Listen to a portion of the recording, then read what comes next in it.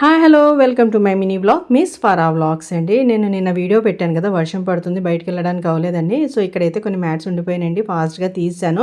ఇంకేముందండి, వర్షం అయితే స్టార్ట్ అయిపోయింది, చాలా ఎక్కువే వచ్చిందండి వర్షం. ఇంకా బయటికి వెళ్ళే పని అయితే క్యాన్సిల్ అయిపోయింది, ఇంకా పచ్చగా అయిపోయినట్టేనండి. సో మొన్న వీడియోలో నేను స్నాక్స్ తెచ్చుకున్నాను కదా, ఈరోజు వర్క్ అయిందండి. అవి కూర్చుని తింటూ టీవీ చూసుకుంటున్నానండి. ఇంతలో కిచెన్లోకి వచ్చాను.